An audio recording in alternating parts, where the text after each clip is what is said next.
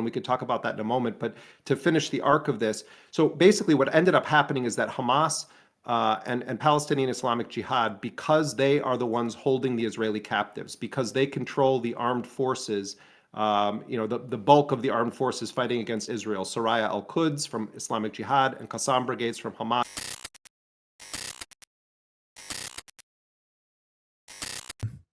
About the Gaza ceasefire deal.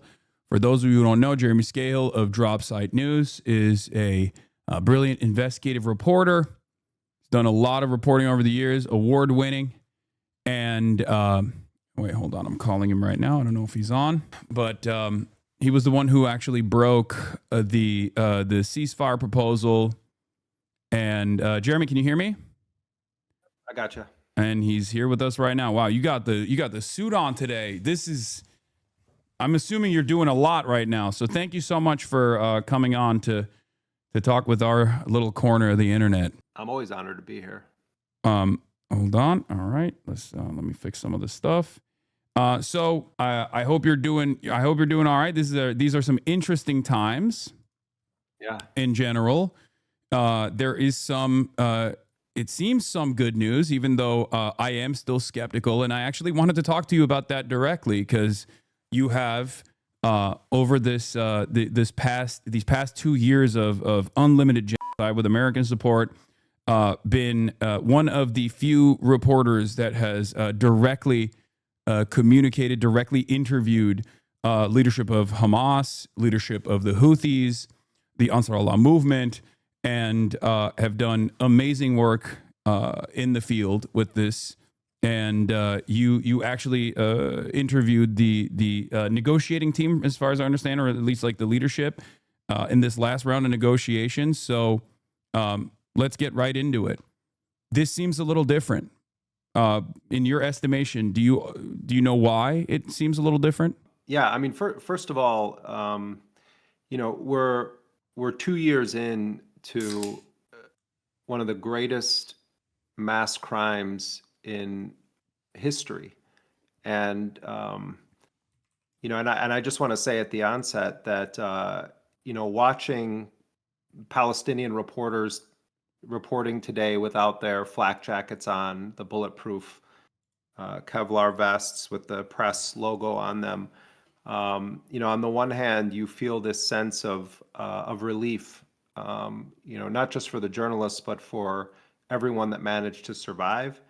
But then also you feel this deep sense of sorrow, that Anas al-Sharif, for instance, the great epic hero of a journalist who was assassinated by Israel, that he wasn't here to be the Palestinian journalist in Gaza to break that news. And, I was talking with my colleagues today, and there's so few of those journalists left. My colleague Jala Ahmed, who I do a lot of these reports with, was pointing out that those scenes of the journalists, recognizing that the ceasefire was setting in. It's such a smaller crowd of people than the previous rounds when you had these truces, and that also is representative, I think, of what we're hearing from so many people in Gaza. On the one hand, just an epic sense of relief, and on the other hand, everyone has lost so much, and so many people. And Trump himself said yesterday, that the price was high, and that he said it's got to be at least 70,000 people killed. The number is certainly much higher than that. And maybe one day we'll have forensic examinations that go in, and we get some sense of the mass murder that took place here. But I wanted to start by saying that because the negotiators who were dealing with the Israelis and with this Trump plan, I think there is a tendency in the way that Hamas is talked about, or that Palestinians are talked about. Oh, well, these guys are living in luxury hotels. Oh, they don't care about anything. They're just thinking about themselves. Khalil al-Hayya, who is the lead negotiator for Hamas and is the political leader of Hamas. His title is that he's the political leader of Hamas in Gaza. And he was one of the top advisors and colleagues of Yahya Sinwar, the former head of Hamas, who was killed by the Israelis. His son was killed on September 9th in an assassination strike that Israel attempted in Doha, Qatar. The Israelis tried to kill the entire Hamas negotiating team just weeks after Hamas had actually formally accepted the previous ceasefire deal that the U.S. and Israel claimed was the deal that would end the war. And they accepted it on August 18th. Most people don't know anything about this because it got almost no reporting in the media. Yeah. But on August 18th, Hamas actually accepted the deal that for months they were told was the deal they needed to accept. So they did that. Israel doesn't formally respond to it, and instead they begin preparations to invade Gaza City, which they did 2 days later on August 20th, in an attempt to ethnically cleanse 1 million Palestinians from the largest city in Gaza. And then they unleashed an assassination operation to try to kill negotiators. So they failed to kill any of the Hamas negotiators or leaders, but instead they killed 5 essentially assistants, administrative assistants. One of them was Khalil al-Hayal's longtime secretary.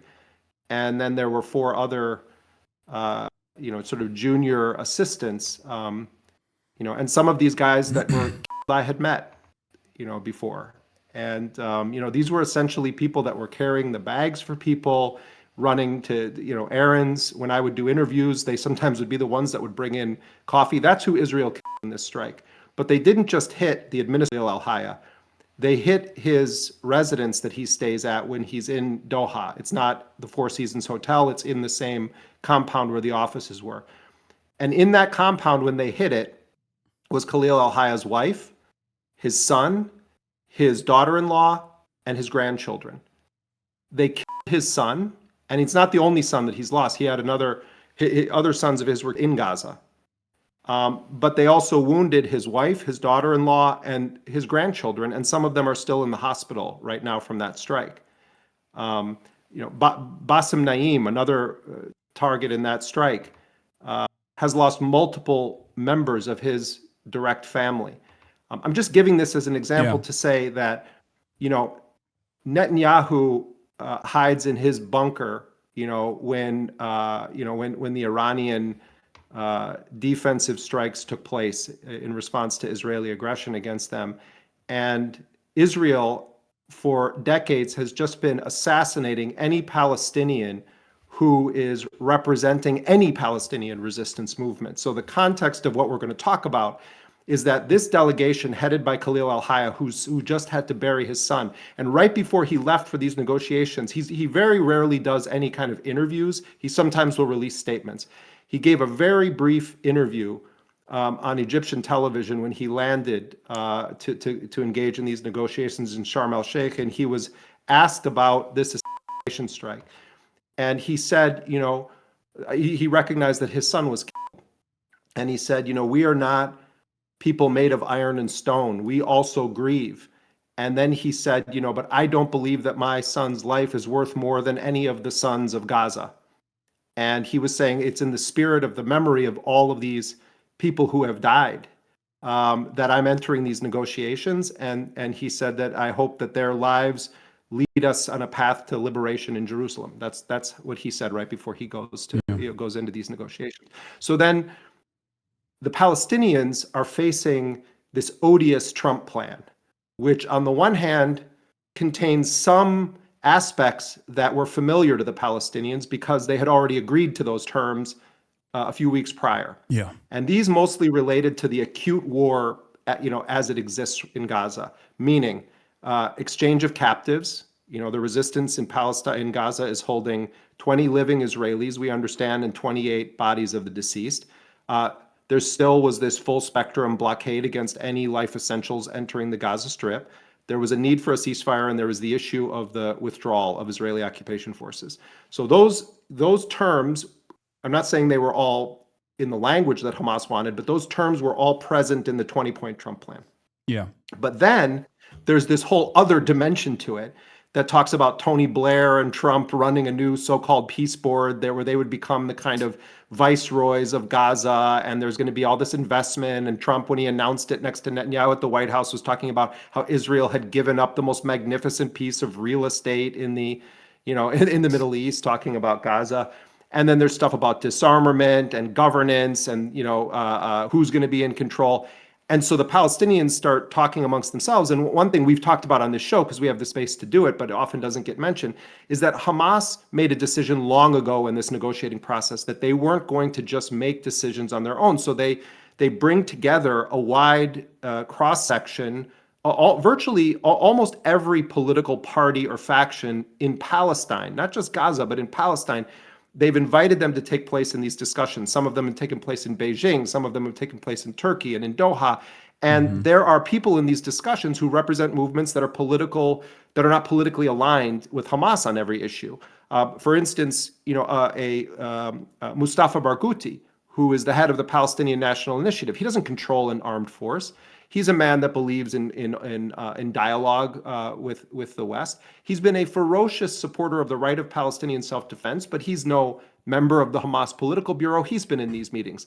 The secular left-wing PFLP, they've been in these discussions. In fact, the only entity that really hasn't participated in this is the Fatah party of Mahmoud Abbas, the president of the Palestinian Authority. This is also reflected in the demands that Hamas has made as an approach in terms of the release of high-profile political prisoners that are being kept hostage in Israeli detention, such as Marwan Barghouti, who is, I would go so far as to say, almost diametrically opposed to the ways in which Hamas has operated in some ways, and yet is seen as a more popular figure.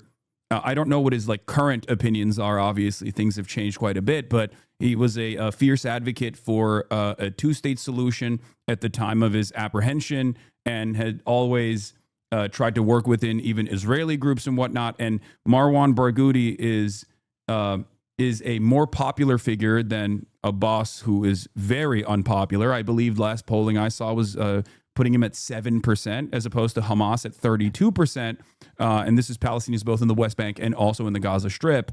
And Marwan Barghouti's approval ratings amongst the Palestinian population was around 62%.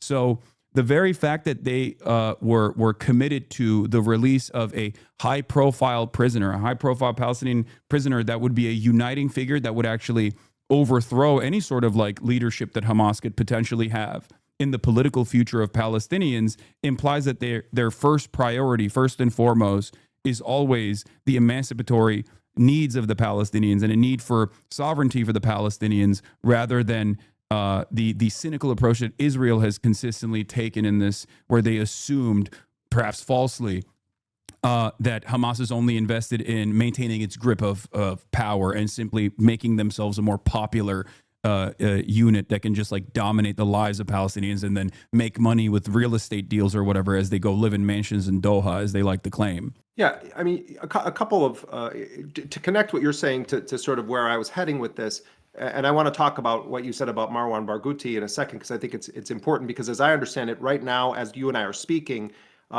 there is still negotiation happening over which Palestinians are going to be freed in this deal. And we could talk about that in a moment. But to finish the arc of this, so basically what ended up happening is that Hamas and Palestinian Islamic Jihad, because they are the ones holding the Israeli captives, because they control the armed forces, the bulk of the armed forces fighting against Israel, Soraya al-Quds from Islamic Jihad and Qassam brigades from Hamas.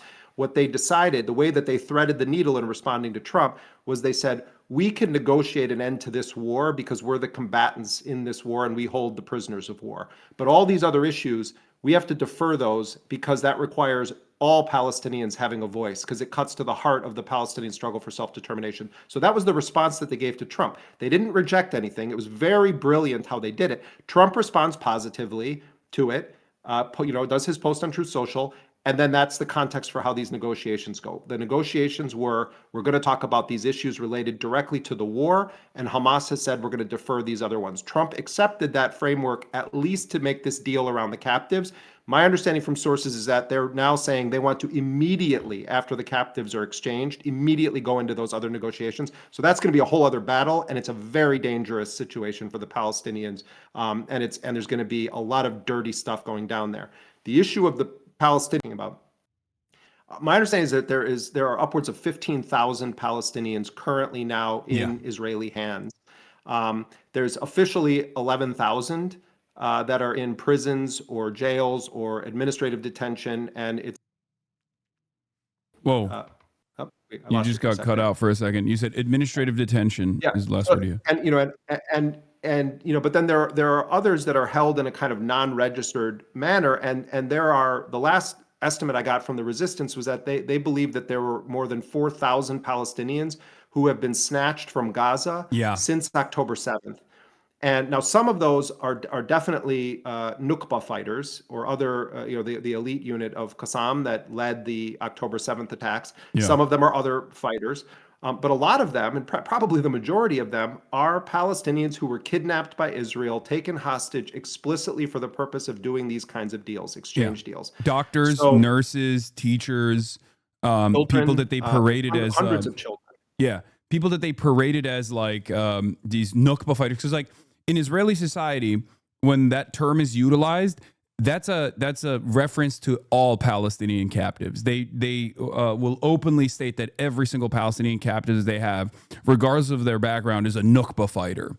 This is a way to basically justify whatever kind of violence that these Palestinian captives are actually experiencing, including but not limited to rape. Literally, this was a emergency Knesset meeting that happened during the pro-rape riots that took place after Israel tried to, in an effort to utilize complementarity, tried to prosecute some of these Israeli concentration camp guards that had raped a bunch of Palestinian prisoners, some to death, on CCTV. And there were pro-rape riots, and the emergency Knesset meeting that took place, they straight up said, these are Nukba fighters. They're all Nukba fighters. They could be raped to death. It's totally appropriate and totally allowed. Well, and from the perspective of the Palestinian resistance, they view the Nukba fighters as the most well-trained, experienced soldiers that they have in their forces. And anyone that has paid any level of attention to the Palestinian cause for liberation over these decades knows that the prisoners who are held by Israel are of central importance to the whole society, and their freedom is of importance to the whole society. And so what has happened is that Hamas and Islamic Jihad and the other Palestinians doing these negotiations have always tried to focus on the Palestinians serving the longest sentences or subjected to the longest sentences.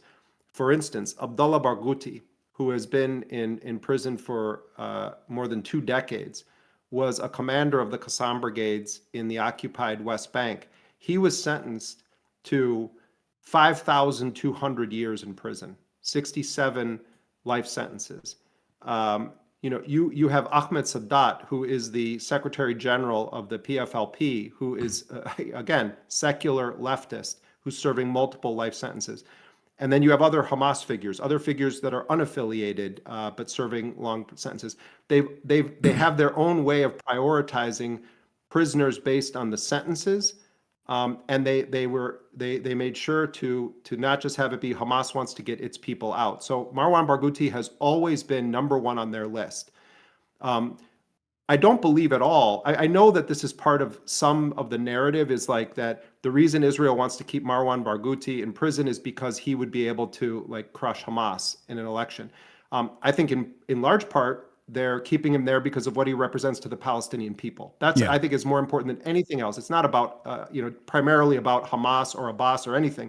It's that Marwan Barghouti was a hero and leader in the eyes of the Palestinians in both intifadas, and he was also involved with the armed struggle. Yes, he has spoken in a way about a two-state solution that also makes him an attractive political figure to the West, and I think that's also a threat to Israel. They don't want a Palestinian who is going to be able to have a dialogue with the West as they push for their self-determination. When it comes, though, to how Hamas views this, I don't think it's insincere when Hamas says that what they want to see happen is democratic elections. And part of it is that strategically, Hamas is the single most popular political party right now. If Marwan Barghouti is not on the ballot, and I'm not sure that Marwan Barghouti, if he came out of prison, would say I'm in Fatah again. That remains the affiliation in prison because of the way that it's organized. But it would be very interesting to hear it. What we do know is that he recently was assaulted he's been assaulted repeatedly, physically, and tortured in prison. But Itamar Ben-Gvir, a couple months ago, goes into his cell when they started talking about there's going to be potentially another ceasefire, and telling him to his face that you will never get out of this prison. And Marwan Barghouti, who like many of the Palestinian prisoners, has learned and speaks Hebrew, stood up against him. But we also understand from families of other prisoners who were there when Ben-Gvir stormed that cell, that they were defiant in his face. But the Israelis don't want to release that video, but that they stood their ground. Those are the reports coming from the families of the men who are in prison with Marwan Barghouti, that they all stood their ground. So I think that there is too much projection onto this angle that Israel views Marwan Barghouti as a threat to having Hamas, which they find convenient. I think that they view him. I didn't mean that at all. I know it came across like I was implying that, but that's not what I was saying. I'm not necessarily responding to you. I'm saying that I see this line and I don't actually agree with it because I've really studied the sadism of Israel toward Palestinian prisoners, and I understand, and a lot of Palestinians have taught me this, the importance of all of these political prisoners to the society. And if you read the manifesto that was released about October 7th, one of the main objectives of Operation Al-Aqsa Flood was the liberation of these prisoners. It's how Yahya Sinwar himself was liberated from an Israeli prison, was because of these kinds of exchange deals. So maybe, Hasan, we can unpack a little bit of what's at play here right now. On the one hand, yeah. Oh no, yeah, did you want to say something? Absolutely. No, I didn't say anything. On the one hand, what the Palestinians managed to do with Trump was to these two issues, the sort of epic big issues that will impact Palestinian self-determination, and then zero in on the issues of the war. They made massive concessions in this, and it's a huge gamble. And people, working on the negotiations have told me that essentially the crucial factor here was that they got direct assurances from the Arab and Islamic mediators, including Egypt, Qatar, and Turkey. And it was the head of Turkish intelligence, the head of Egyptian intelligence, and the prime minister / foreign minister of Qatar all told the Palestinians that they have very firm guarantees from Trump that he's not going to allow Netanyahu to resume the genocide. Now, people say, oh my God, that they're so stupid. How can they take this deal?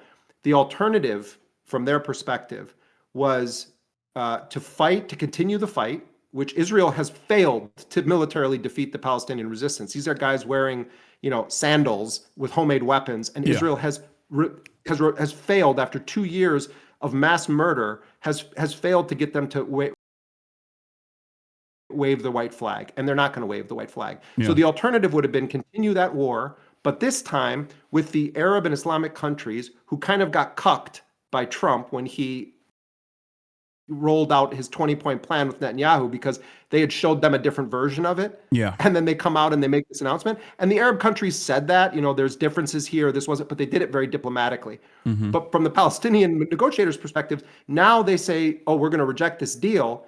And the narrative is even the Arab and Islamic countries told them to take it, and they didn't. And I think that they felt like this was an opportunity to end the genocide, this acute mass murder campaign, start getting aid back in at levels that are consistent with the January 2025 ceasefire agreement. That's at least 600 trucks a day coming in, which is, basically the minimum that the United Nations food experts have said need to come into the Strip. Which, by the way, is a direct admission of Israel's guilt, Israel's war crime, using starvation as a weapon of war, which I also thought was interesting. Not that I have any confidence in the international organs of justice, but that is a deliberate, open, transparent admission that they were utilizing flows of aid, humanitarian aid, going into this captive civilian population that they're bombing as a talking point in the back and forth in the ceasefire negotiations.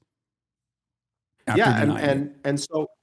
So what they're getting here is they're getting what shouldn't even be something to negotiate over. They're getting basic life essentials. But such is the nature of their enemy in this, that doesn't care about committing war crimes, doesn't believe in international justice, is empowered by the most powerful nation in the world.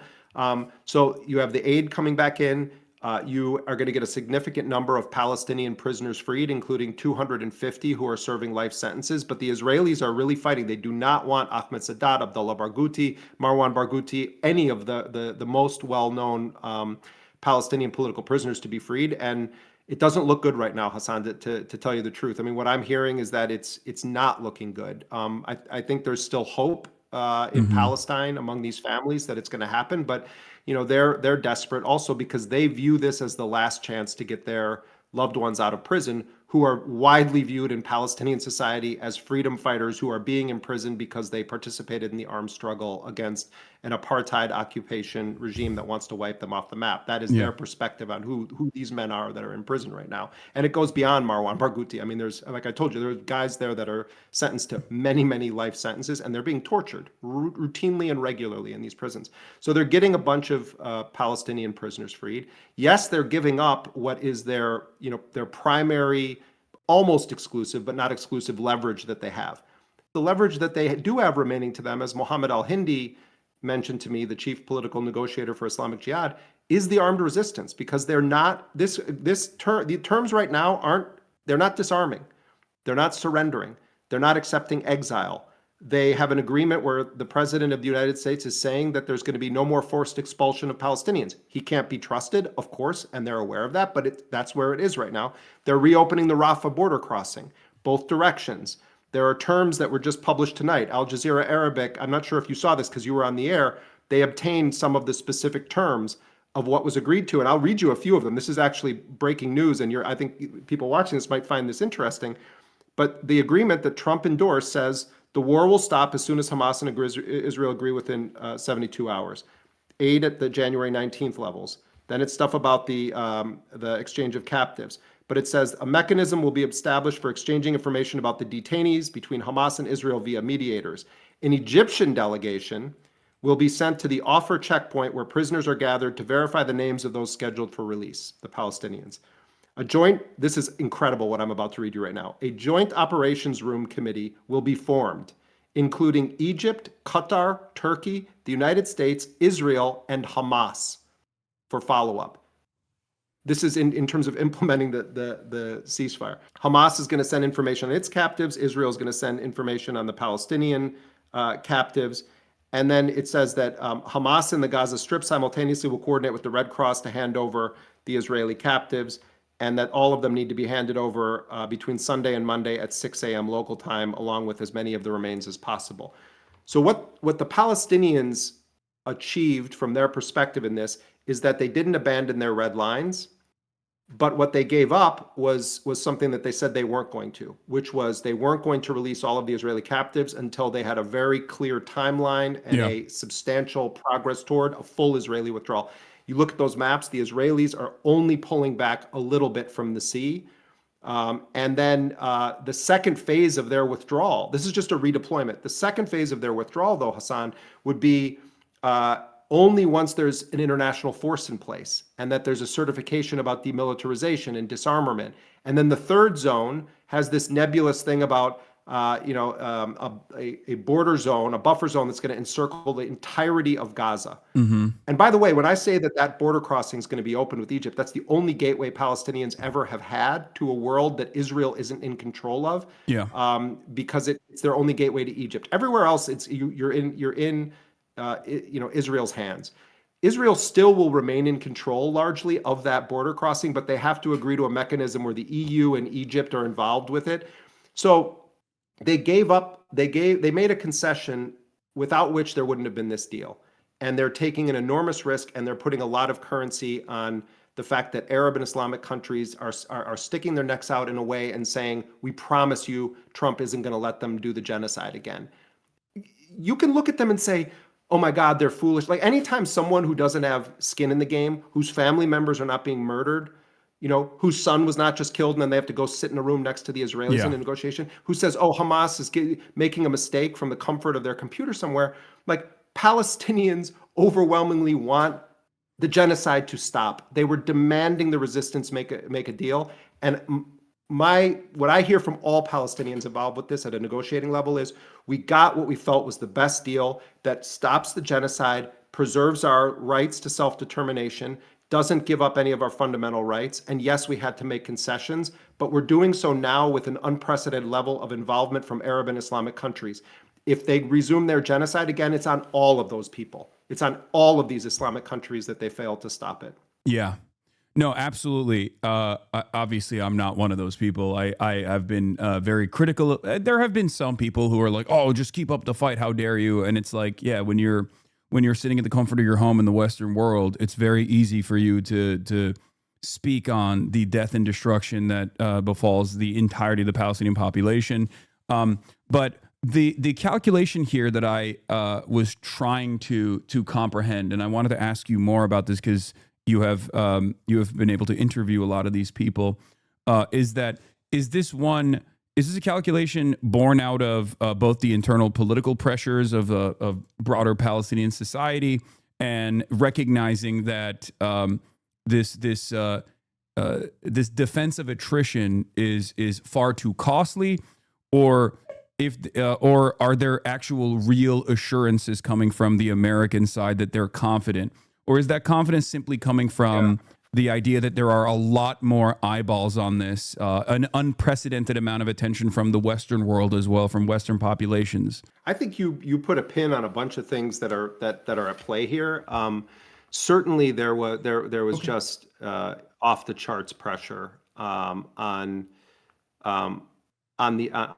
Hamas primarily to make a deal, and it wasn't just coming from sort of random people in society or the kind of the population. It also was coming from within their own families, within their own, larger, broader, extended families. And I get the sense when I talk to them that they toil over that fact and that they're trying, I think they felt that they had made every possible concession they could have in August 18th when they accepted that deal. And the response was then to try to murder the negotiators.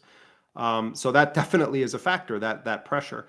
I also think that there is a recognition that the overwhelming majority of our world today recognizes Israel for what it is, sees its crimes in full view. Even though these European countries are just a pathetic discussion group on these issues, and they say all kinds of nonsense about, oh, in order for there to be a two-state, the Palestinians have to be disarmed. I mean, it's have any of them studied fights against colonialism? Because they were the colonial powers, and of course they're thinking like that. The savages need to be disarmed so that we can invite them into our little community as lesser players. But it's still unprecedented. The number of countries that are recognizing Palestine as an independent state, the number of ordinary people, the number of artists and others around the world, the way that Israeli society is viewed. It's not just the way that Netanyahu is viewed, as much as some American politicians want to say, oh, it's just Netanyahu, that people see it for what it is. And I think that these guys also recognize that we may have a horrifyingly powerful adversary in the United States on the other side of this in terms of trying to block the will of the world, but we've never had more support behind us. So I think those two things factored in with a lot of Palestinian analysts that you talk to from within the resistance. They believe that the last 2 years have severely weakened the Israeli state. Yeah. And so I think part of it was basic, our people are being annihilated. Yes, our fighters are saying that they can continue the fight, but you're fighting against a nuclear-backed mass murderer, like a serial killer masquerading as a nation state, backed by the United States. And now it's going to be a narrative of everyone in our neighborhood that are supposedly our friends or we share a faith with is telling us to take this deal and we reject it. I think they felt that the cost risk analysis just on a strategic level was such that they had to try for this option. and I think they didn't have any other choice. But it wasn't like this narrative of, well, Israel's invasion of Gaza City put so much pressure on them that they had to come to the table. That's always been false, and it's been false for 77 years that works as a tactic. You can kill Khalil al-Hayya, you can kill Yahya Sinwar. You're not killing Palestine. So, Yeah. I don't think that was the factor. I think the factor was recognizing some strategic realities and trying to recognize what can we get now that if we reject this, we'll never have a chance to get again. But primarily, I think it was motivated by trying to end the genocide so that they could focus on these existential questions that Trump's trying to ram down the throats of everyone in Palestine right now. Yeah, I think one of the immediate things that we could do as like people who are more knowledgeable about Palestinian existence and are committed to Palestinian advocacy is to drop the false notion that like Hamas is operating to save their own skin or something like that. I think this is just a completely faulty. It's a completely faulty smear campaign that Israel is engaged in and themselves have actually believed. And it's very obvious that Hamas itself has shown time and time again that their higher need has always been their higher priority. Their highest priority has always been developing Palestinian sovereignty and creating a nation state. Now, having said that, the assurances, it does seem to me, come from the public support. So it's important for us to obviously continue talking about this and continue protesting because obviously the job is not over until there is real emancipation, real sovereignty. Do you feel like there is any? Do you feel like there's any chance that Israel could operate in the exact same ways that they did in the January ceasefire that very quickly fell apart after Israel showed that it had no ambition to continue a ceasefire once they got some of the prisoners of war and some of the hostages extracted out of the strip, and then continued its bombing campaign and actually greatly increased the intensity of the famine as well? Yeah, I mean, I think that's one of the most likely scenarios is that Israel does find a way to resume its war against the Palestinians in Gaza. I think there are some impediments to that didn't exist in the January deal that we've talked about, some of them involving the Arab and Islamic countries. I also think that Trump has kind of said the quiet part out loud. He views Gaza after the war as a huge profit area. He was going on and on when he announced his plan about the real estate value of Gaza. You don't bring in somebody like Tony Blair unless the point is to try to impose a neo-colonial profit machine on a place. The other dimension to this is who does Trump send to make the deal here? Two real estate guys, his son-in-law, Jared Kushner, and then Steve Witkoff. And, there's been these reports recently that Steve Witkoff's son has been trying to cash in on the fact that his dad is the one negotiating with all of these Gulf Arab states. Fantastic. But you also have Jared Kushner, whose firm Affinity Partners is bankrolled primarily by Gulf money. He's gotten billions of dollars from Saudi Arabia, and this is money from sovereign wealth funds. He's gotten from Saudi Arabia, from the United Arab Emirates, from Qatar. Trump, as a president, doesn't just make decisions based on what he thinks would be good for him as the president of the United States, and certainly not what he thinks would be in the best interests of the United States as a country or as the Americans as a people. He's often thinking of how can I make money for my friends and my family, and he's still basically running a mafia-like enterprise with his family businesses. So having Jared Kushner there in the room with his business partners, who also are the mediators. I mean, do people understand that this is so wild that this is the reality of what happened here? Jared Kushner walks into these meetings. He's not meeting with like the prime minister of Qatar as like, this is the mediator that's been working on the ceasefire for 2 years. They have a personal relationship that is a business relationship. Yeah. These people are giving Jared Kushner huge amounts of money. So there's a sick and twisted reality here that perhaps one guardrail that is not, rock solid, but it is a guardrail of sorts, is that there's so much interlinkage of the money between the Trump family orbit and some of the parties involved with this, that could also be something that causes Trump to sort of say to Netanyahu, I'm not letting you do this right now. Mm-hmm. I'm not saying that's going to happen. I'm So you're saying we saying have to that recognize facts. the narcissistic desires or even the interest that Trump has might play a role in to some degree maintaining a continued ceasefire here. Because look at the position also that these Arab and Islamic countries are in. Not all of them, but most of them are facing a reality where their populations view them as having done nothing, or worse than nothing in some cases. You know, Jordan participated Yeah. in the air defense of Israel when Iran was counter-striking Israel. So does Saudi Arabia, and still continues to do right. so. Yeah. So, but the populations in these countries overwhelmingly support the Palestinians. They want the genocide to be done, and they're furious that their rulers have not done much of anything to try to stop it, and in some cases have aided or abetted it by helping to protect the entity that's the doing UAE, this. So potentially allegedly UAE working with the popular forces is there was another satellite thing. imagery also published today that indicates that in this base that the UAE has been operating, in Somalia, that they're also using that to monitor in the Red Sea and potentially assist in the attacks against Yemen. I mean, the UAE, if you really dig down on its role here, and you talk to Palestinians who are involved with the resistance, the perspective is that the UAE is, as a governing authority, is basically a suburb of Tel Aviv politically when it comes to issues around Palestine. So all of those countries, they want it to end. I'm sure some of them sincerely also are against it. I don't know any of those royals personally, but that's not what's relevant here. What's relevant is their populations are furious. If they participate in a process where they say they've guaranteed it, and then they're just part of a huge hoodwink operation where then Netanyahu next week, after they get their 48 people back or 20 living and some remains, that they just do a full-scale invasion again. I think that's unlikely that it's going to be that immediate kind of a thing. What I think is more likely is what Israel's pattern has been in Lebanon and what it's been toward the Palestinians before, but on a more exaggerated level. What do I mean? I mean that Israel is still going to occupy officially, under the agreement of this first phase, roughly 50% of Gaza. And they are saying openly that they're going to continue to strike Hamas.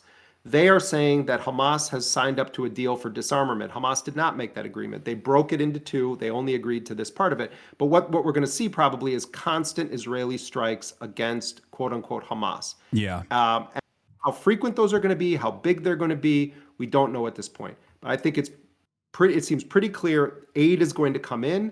People are going to be allowed, quite a bit of freedom of travel compared to what they had a month ago. There was a huge exodus going from the south and center back to the north today.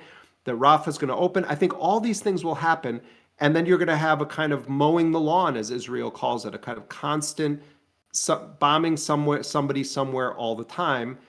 And in the background is going to be these negotiations that Trump wants over the rest of his plan, and those are bad news for the Palestinians. So I think the resistance groups were wise to say this has to involve all Palestinian factions, but where this is going to go next is Hamas needs to disarm. In 2 weeks or even in a week, that's going to be the whole focus. Once those captives are back, the entire thing is going to be, where are Hamas's weapons? They need to put them down. They need to do it right now. And then, Trump's going to start threatening them. Well, we have no choice. Israel's going to have to do this. Yes, they did this drone strike. Yes, they had to blow this up. We're going to be looking at that scenario, I think, is a very likely possibility. Yeah, no, this is what my suspicion is as well. There's two things that I think Israel could potentially use to sully the ceasefire side of this deal, and that is, they couldn't extract all of the dead Israeli hostages, and then also that they're not going to commit to disarmament, or even if somehow Hamas or the resistance groups did commit to some kind of disarmament, they could just still continuously say that's not the case. So we have to do these targeted and more precise assassination strikes from afar. You know what?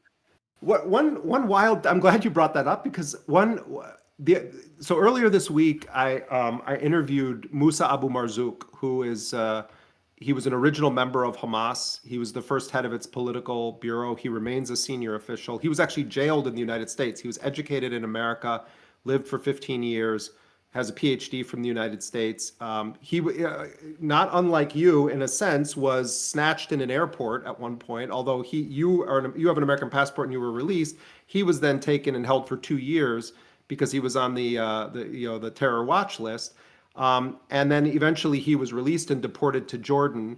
And then when Bush, this was in the late 90s, and then when Bush and company came in and the Patriot Act and stuff, they indicted him in absentia on, conspiracy and terrorism charges. But he had, already at that point was a senior Hamas official. But I spoke to him the other day, and he was deeply involved with this inter-Palestinian dialogue on this. And he said, Donald Trump said that 25,000 of our fighters were killed, of Qassam brigades. And the estimates from the U.S. intelligence agencies and other intelligence agencies prior to the war was that was roughly the size of the Qassam brigades. Yeah. And Trump himself said it, 25,000 of them had been killed. And he said, they largely destroyed the rocket infrastructure, or the rockets were used by the Palestinians. So what weapons are they even talking about here? We're talking about rifles. We're talking about small arms. And I think I would add to your list of things that we need to really push back against. I would argue, Hasan, that the issue of disarmament is not actually aimed at Hamas giving up a single gun. What it is a proxy for is demanding the surrender of the Palestinian people.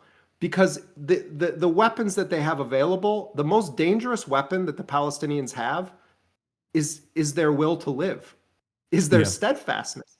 You look at that, like John Elmer of Electronic Intifada he's like the moral equivalent of the generals on CNN. He does these analyses of the weapons of the resistance. If you watch John's segments where he's walking you through their weapon systems, a lot of what you're seeing is remarkably brave Palestinians going up very close to Israeli tanks and literally dropping a homemade bomb inside the tank. Yeah. Or they have complex ambushes, but they're using homemade gear and they're repurposing Israeli ordnance that they've seized from the unexploded rubble. munitions or recovered ordnance. What are we talking about? When we're talking about their weapons, they talk like that as though Hamas has tanks or aircraft, or that they have some ultra advanced precision guided sonic missiles. What we're talking about here is they want a surrender. So I think people need to get this into their heads, that when they talk about why doesn't Hamas just disarm, that's a way of brainwashing you into believing that that's the actual threat here. The threat is that Palestinians live and they continue to live in Gaza. That's really what they're talking about when they talk about disarming them. Yeah. So, but this is going to become the entire obsession, where every Hamas person who gets interviewed is going to be harangued with the question, but are you going to lay down your arms? Are you going to disarm? No one asks that of the mass murderer who was indicted by the International Criminal Court, who has nuclear weapons, who by routine burns children alive in tents, who has killed tens of thousands of people whose only crime was being born Palestinian. No one talks about disarming that state. What's Germany's response today? Oh, there's a ceasefire. We should lift this limited arms embargo we have on Israel. Ridiculous. I'm sorry I'm talking so much, but this stuff drives me nuts because I monitor the discourse in the broader media, and it's remarkable how the same garbage gets repeated over and over to the point where even good people start to adopt bad narratives because it's been drilled so deeply into their head. We have to unfuck our heads with this propaganda, including people who think they support Palestine. Stop accepting their narrative. Yeah. Especially because resistance against an occupation is completely legal under international law, and an occupation itself is actually illegal. Israel's occupation and apartheid is illegal under international law. So the way that under international law, but it's also look, my family is from Ireland. My grandparents grew up in the era of the black and tans, where these mercenaries and militias were rampaging and murdering the Irish who dared to live with a spirit of being free Irish people. And among so many Irish, they look back and they say, we fought a legitimate war of liberation for our freedom against British colonialism. And of course, the British then always tried to characterize the Irish as terrorists. But many Irish people If you ask them about it, they'll say that our relatives fought so there could be a free Ireland. The Palestinians deserve to have that same history written about themselves. And we have an opportunity in real time to say, wait a minute, these narratives are always a lie. And it's, there's the Palestine exception always to this, but also prophets aren't people who see the future. They're people that understand the present. If there ever was a moment that called for prophecy, it was now for us to actually open our eyes and say, is the truth true right now? Do these people have a right to fight against this kind of enemy? Gratuitous, colonialist, mass murdering, serial killer enemy whose entire agenda is to wipe them off the planet. Yes, they do. No, absolutely. It's not only legal, but it's the moral thing to do. 100%. So okay, we've talked a bunch about the ceasefire proposal. There are some unexamined aspects of it, or some aspects of it that we didn't like dive too deep into. But I think Tony Blair's introduction to this process is really terrifying. I think like a viceroyship, as you described. Especially because while it looks like there is some friction between Israel's maximalist demands of complete ethnic cleansing, the Rafah program as they designed it, which was to create concentration camps at Rafah and then force every Palestinian into those concentration camps for expulsion from the Strip, potentially to other concentration camps elsewhere with pliant partners in the region, whether it be UAE or other places. But I don't think there's a lot of daylight between what Tony Blair's ultimate role is here and what Israel could potentially do with Tony Blair, considering the Boston Consulting Group program, the Gaza Riviera project, when they were designing it with this like insane cryptocurrency. We're going to make a Silicon Valley out of the Gaza Strip, and we're going to give people like crypto tokens as opposed to their symbolic house keys that they have. As we ship them off by force from the Strip, never to be able to return, and I do think that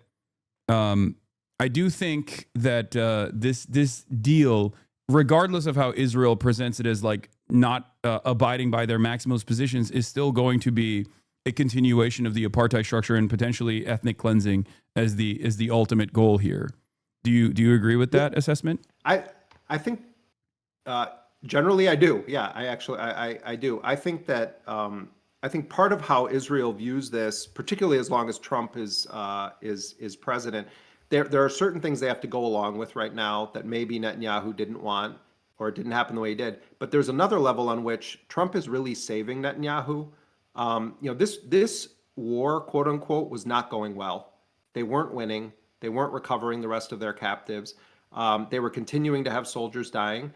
It wasn't massive numbers of soldiers that were dying, but relative to the size of Israel's population, they were consistently losing soldiers. They were having morale problems. They were having recruitment problems. There were military commanders who were constantly saying, that this isn't going to happen quickly.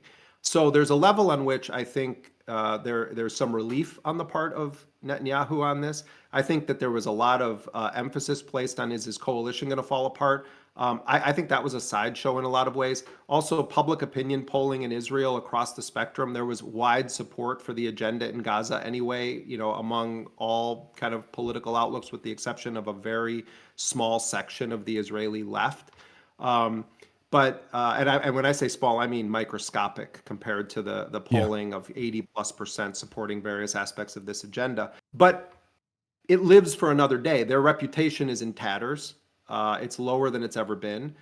Trump is facing his own mini insurrection within the MAGA base. People are starting to, you have people like Marjorie Taylor Greene going on TV today and saying this is a Holocaust and saying this isn't fake, and it's like, I don't have anything to say about Marjorie Taylor Greene. I thought she was just an epic clown in so many ways.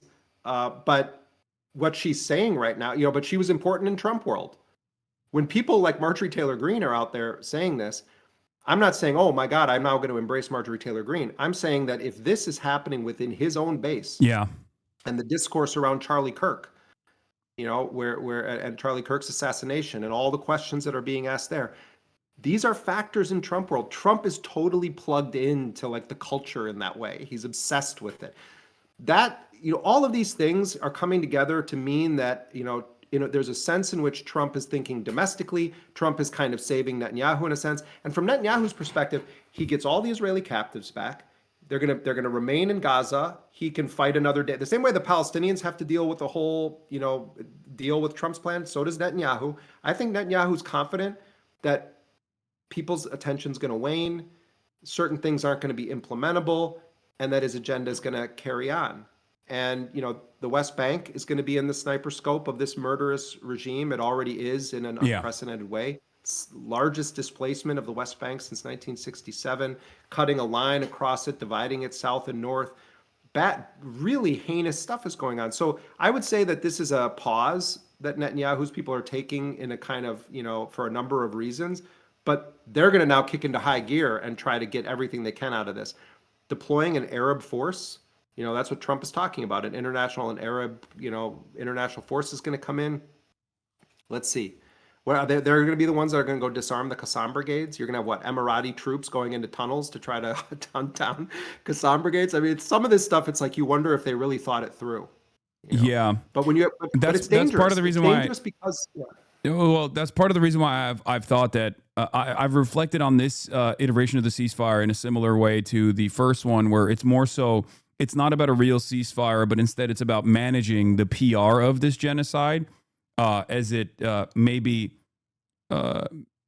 winds down a little bit, and it's not as continuous and as aggressive as the now 13 Hiroshima equivalent munitions that have been used in the entirety of the Gaza Strip, but more precise striking, like you also mentioned in Lebanon, like what Israel has continuously done in Lebanon post the potential so-called ceasefire that took place in Lebanon as well against Hezbollah. So, having said all of that, I think one of the things that we should be pushing for as media figures in the Western world is probably to try to open up the floodgates of Western press to enter the Strip, to try to even begin to calculate the totality of the harm that has taken place, to make a better assessment and put the true human toll of Israel's genocide, Israel's relentless genocide in front of as many Western eyeballs as possible, which is something that I know Benjamin Netanyahu also fears, which is, I think, a separate ambition of his to never really abide by a full-blown ceasefire. Yeah, I mean, I also want to say, like, I'm really I'm deeply concerned about where this is going to go. I think, I'm so relieved to the point that, like, I really felt when I got a call 37 minutes before Trump announced this deal. We published a story saying that the Palestinians had accepted the deal, and the first person that told me this came out of one of those meetings, Palestinian, and left me a voice note, winded, just saying it's over, like we've agreed to it, and that the emotion there is so complicated, but the biggest part of it is just thinking what has happened the past 2 years, what has happened to so many people. I think of I thought that night too of, like, of all the images of children burned alive, or children who survived, but they're trembling and they're next to their younger sibling and they're having to comfort them in a hospital bed when they're filled with rubble and their parents have just been killed. And everyone watching this, I know your audience, they care deeply about this too. And I do see you guys in the chat, by the way. People were asking me if I saw, and I always feel at home coming to this community. But I know everybody has some image fossilized in their head from this genocide, anybody with a heart. And I think of Hasan Shabbat, who reported for us, a great young reporter who would have been a brilliant writer, and he was assassinated by Israel. So on the one hand, like, I cry tears of relief for all of our brothers and sisters who lived through this, who survived it and lost so much. And on the other hand, we know Israel. We know exactly what they do. And that's frightening, and it's terrifying. And it's terrifying to think that the Palestinians had to take this risk to believe that maybe Trump is going to have his own constellation of interests that can keep this at bay. And that's our reality.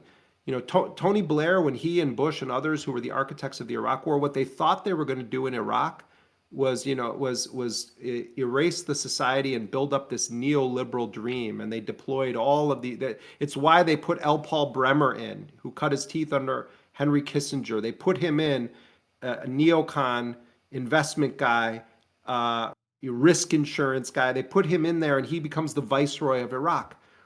And the Iraqi people rose up against the United States.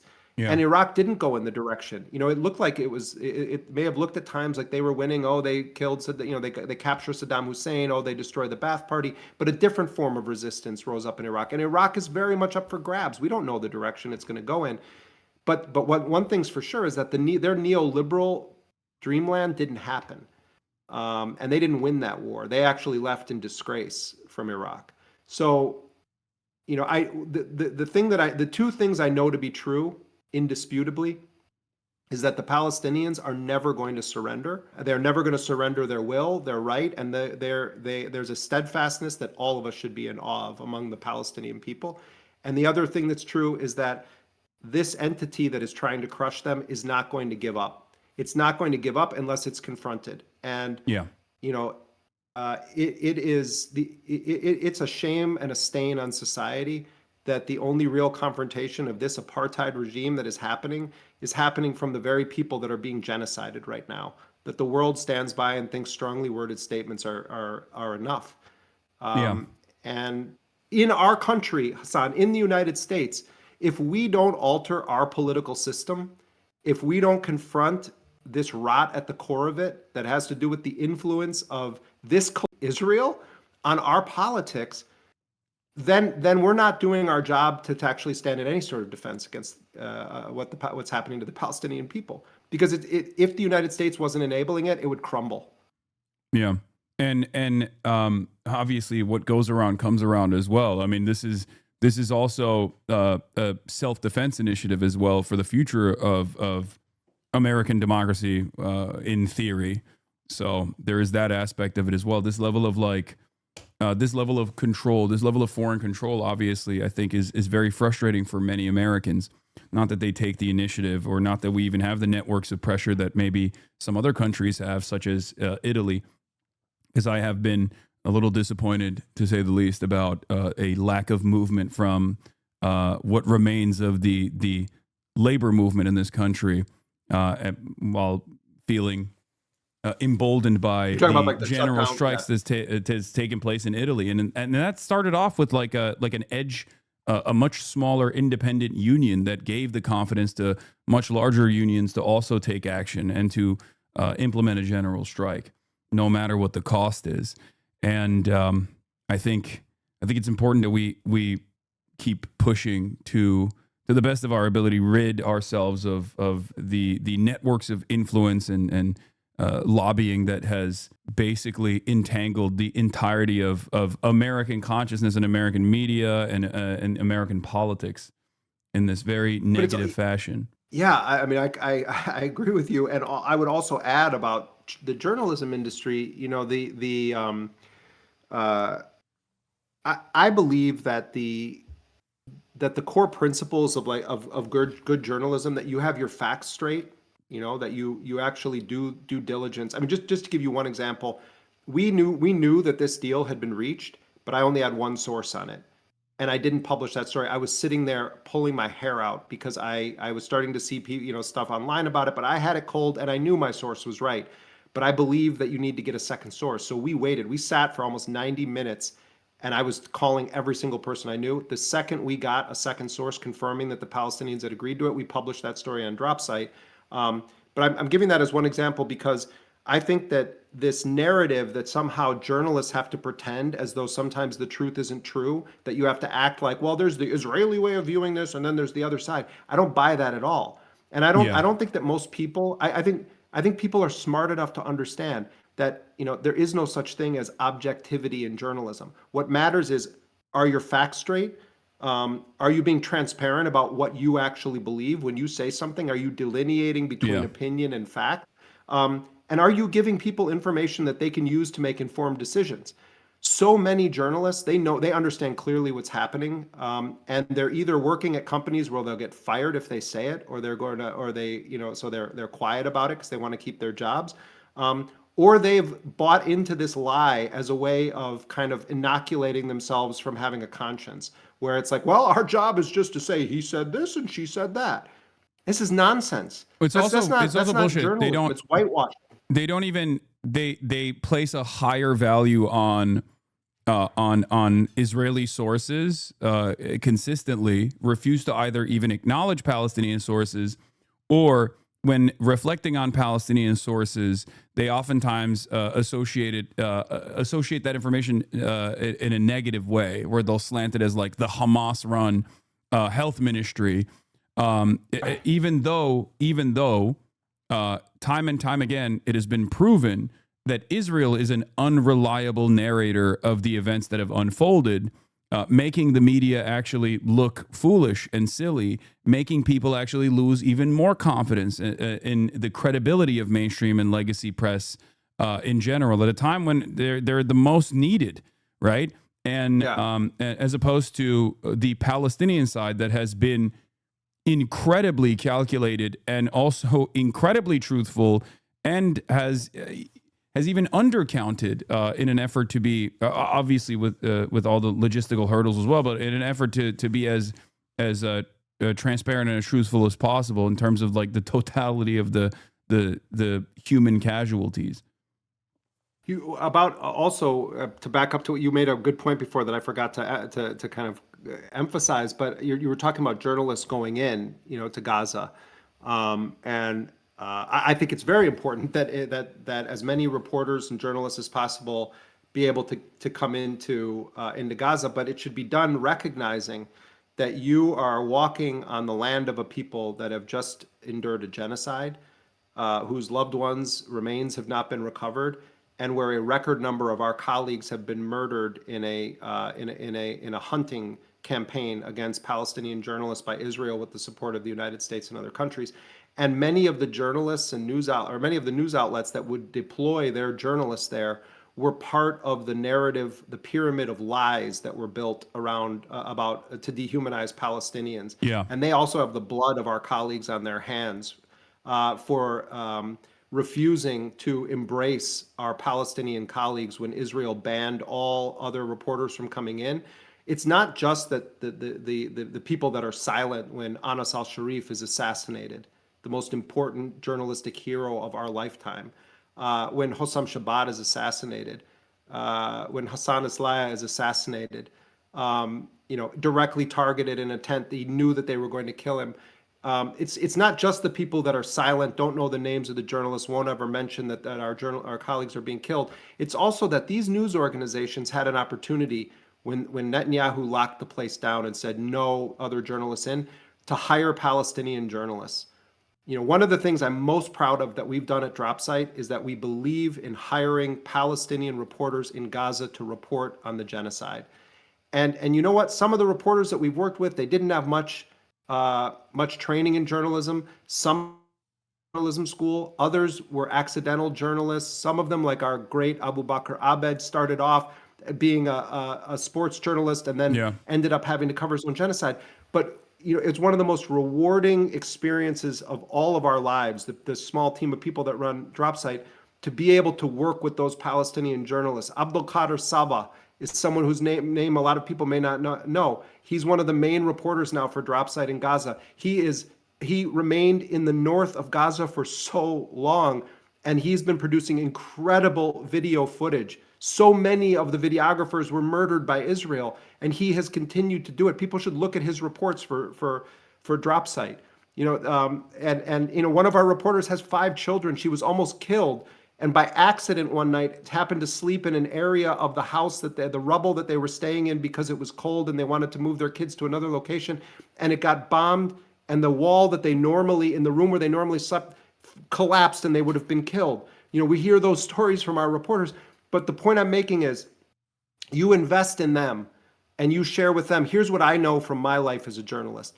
Here's some edit suggestions I can give you. Here's, oh, we need to actually check this. Did this person say this exactly to you? Or is it something that like they were sort of generally saying it? Okay, if they said it exactly to you, here's how we're going to handle this. Make sure you get the last names of people. You know, do you have video of that? That's an extraordinary scene. The amount of work that's required to sort of say, we want to collaborate with you. You are the eyes and ears of the world, and what little we can share with you to translate this into a broader audience, that's our commitment. Like, that's what we're doing. We believe in them as journalists. Why didn't all of these news outlets say, we're going to find Palestinian journalists to work with? You know, it's because of this narrative. Oh, they're Hamas. Oh, they're biased. You know, John Simpson, the famous BBC correspondent, we need to have Western journalists go in there so we can have an independent view of what's happened. No, Palestinians are giving you an independent view. You just don't believe it. Yeah.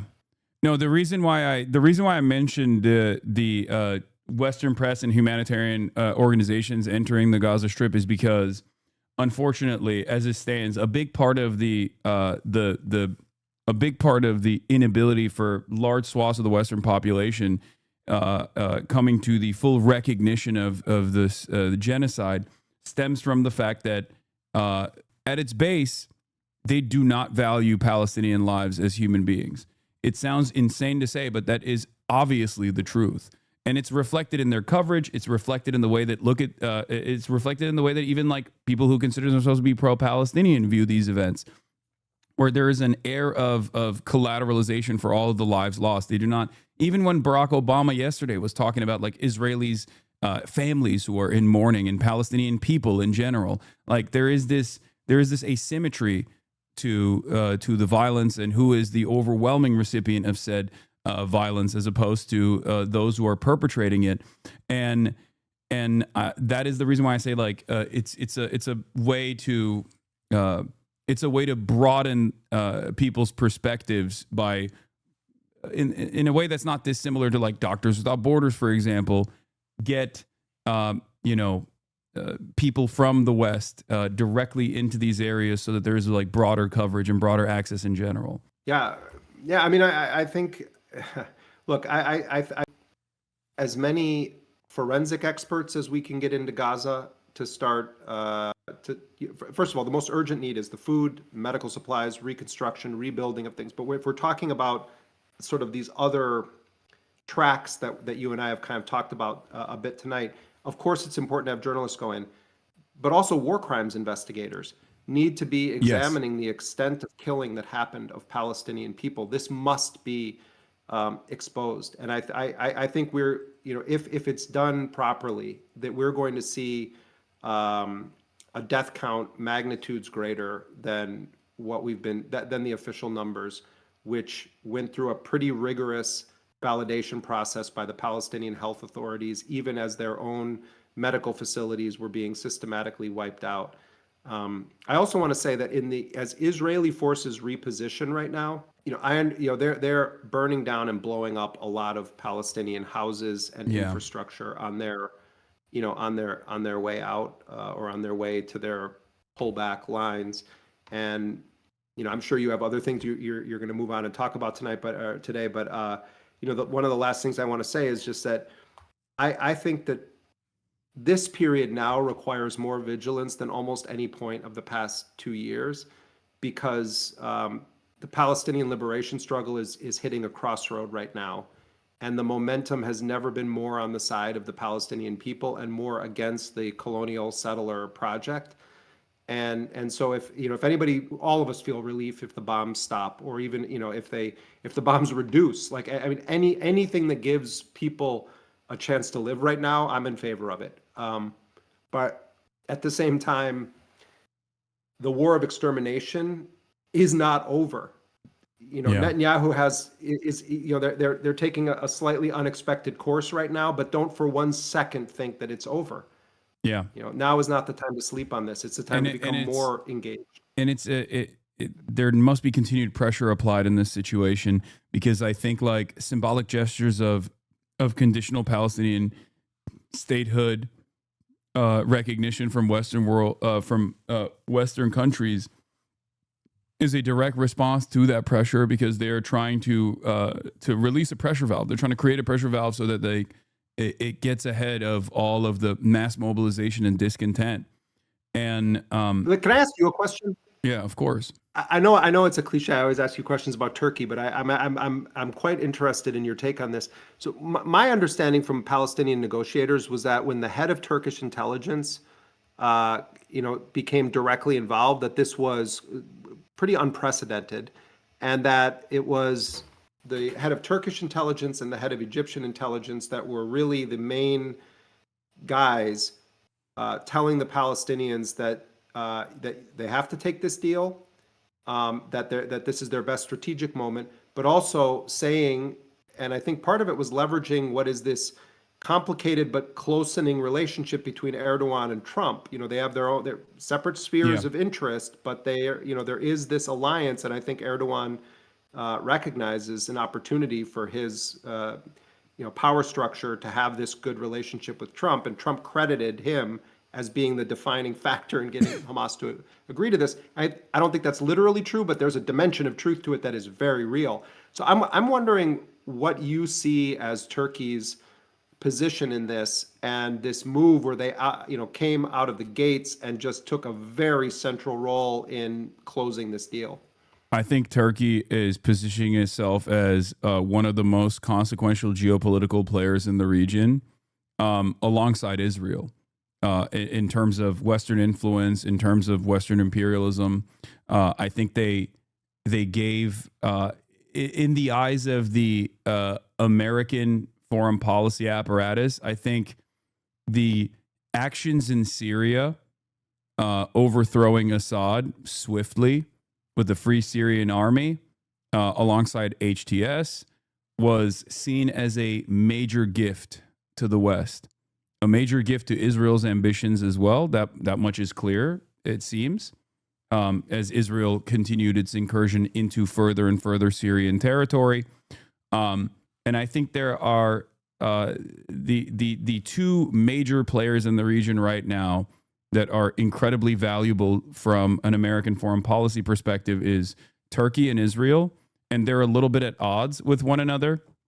But I think that's the role that Erdogan is playing very well, like a servant of the West, unconditionally, while simultaneously, of course, still playing all sides to the best of his ability, but ultimately still, as long as it's under the nuclear umbrella of the United States and NATO, will always follow through on whatever America's desires are.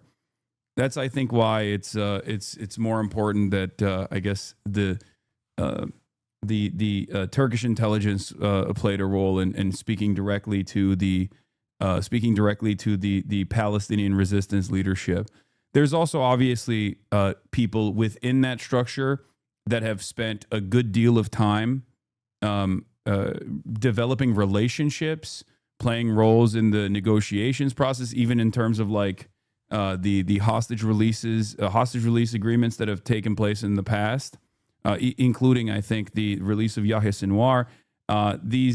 They have more credibility in the eyes of the Palestinian population than like anyone on the Israeli side ever could. And I think there are still some competent actors within the State Department that recognize the role that Turkey could play. I'm very critical of Erdogan, and I openly criticize him with regular frequency, but I think like they do serve an important role from the American perspective here, because they, like I said, have more credibility in the eyes of the Muslim world. Dare I say, even more credibility than Gulf states do, as a matter of fact. I mean, certainly Turkey is taken very seriously by this administration, and I think it's. I agree with you. It seems very clear that Erdogan recognizes great opportunity in Syria, in Palestine. Also, Turkey for many years has been playing a very deep role in East Africa. In Somalia. And the sphere of influence of Turkey has expanded dramatically under Erdogan, and it's going to be very interesting to watch, not just the relationship with Turkey, but I know maybe you already talked about it, but this I saw that you were posting about it.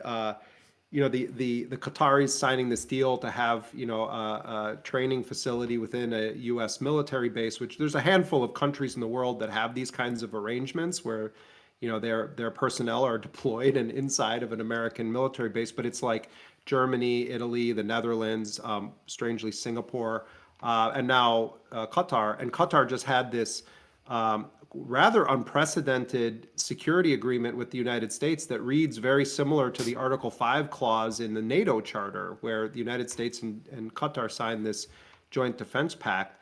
In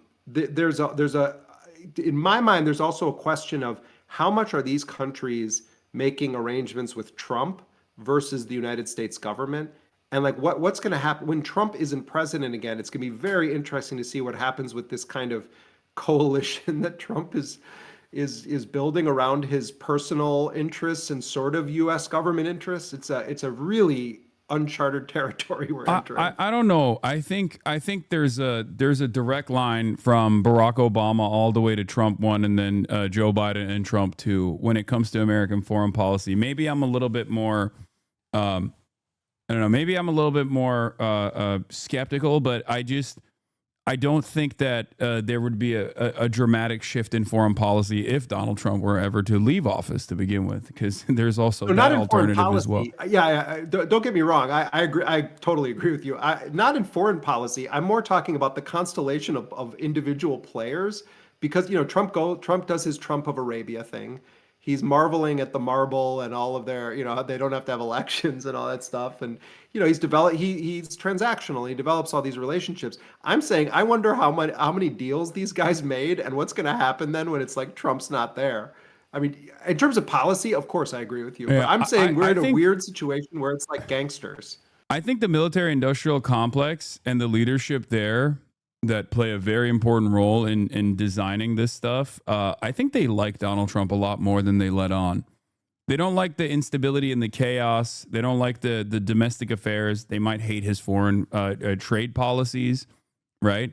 But I think when it comes to this kind of stuff, developing a closer relationship with Qatar, I think like the ultra Zionists will get very mad about that, and they'll act like this is a big deal, or that like there is a tremendous amount of like Qatar influence in American politics or whatever. But I still think at the end of the day, this will be regarded as a positive, like developing closer ties with Qatar, and also even utilizing Erdogan more. I think that will continue, because I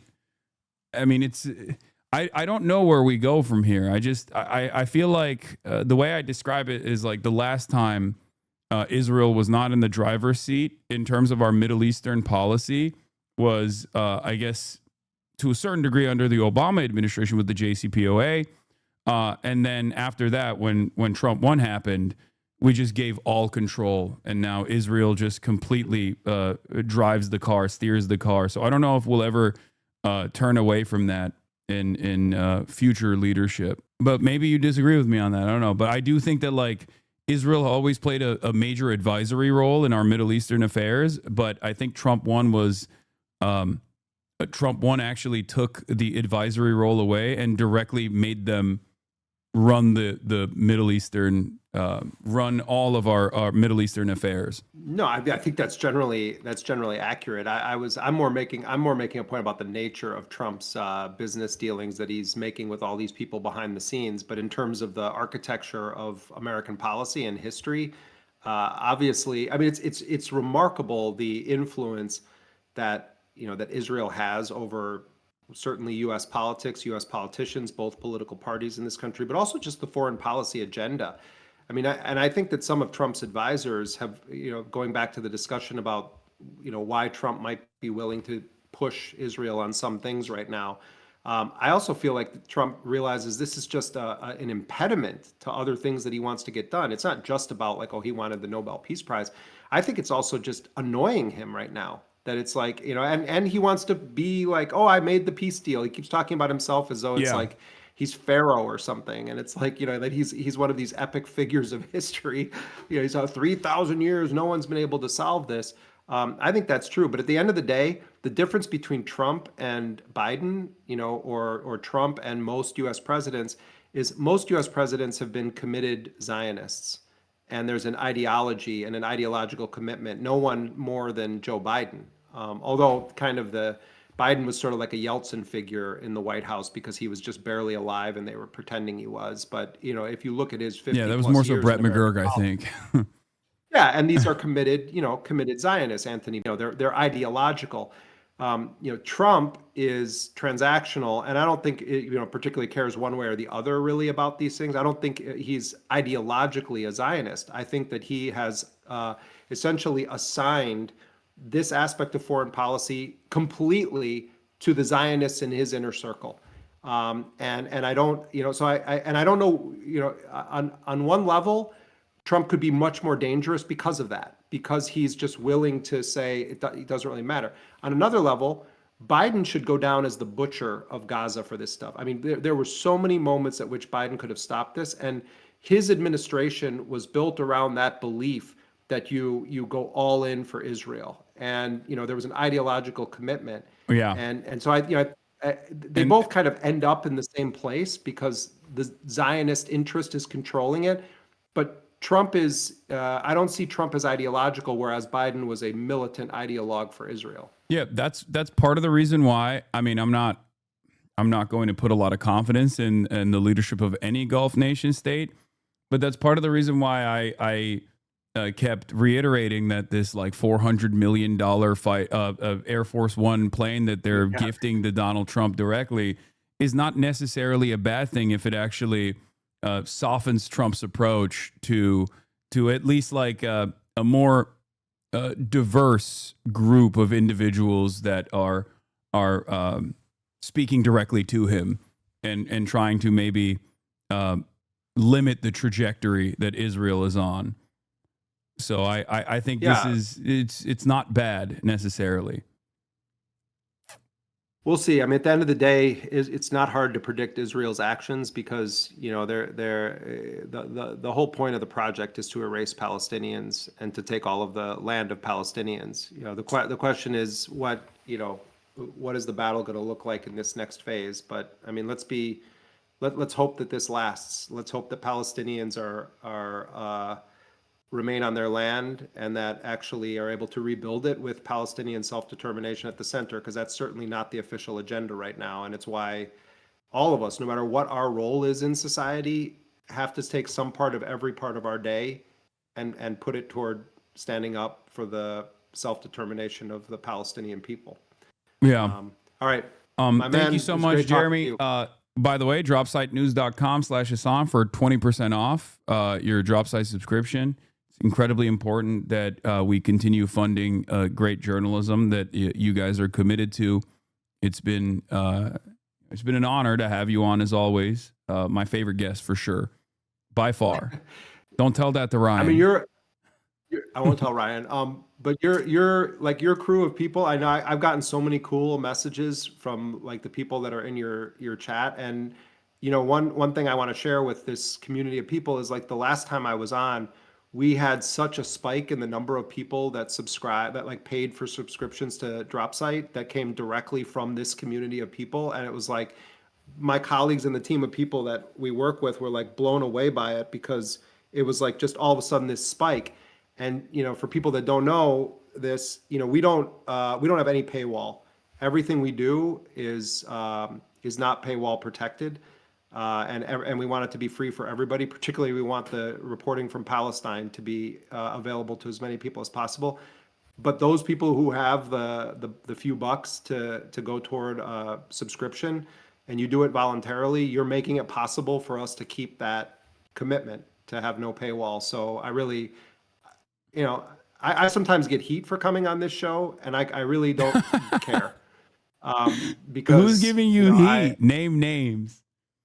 No, I'm just saying I see people online and it's like, it's like, oh, this isn't serious. No, it is actually serious, and if you want to reach people that aren't just in the weird, commercial for the easy chair on CNN audience, then you go to a place where people talk about a range of issues and are willing to, have takes that maybe aren't the best, or it turns out that I was wrong about this. And one thing I always appreciate about you in particular is if you took people down a road and you feel like you led them astray, you come back to the beginning of that road and you say, I went down the wrong road. That's more integrity than most, than Yeah. most media outlets have.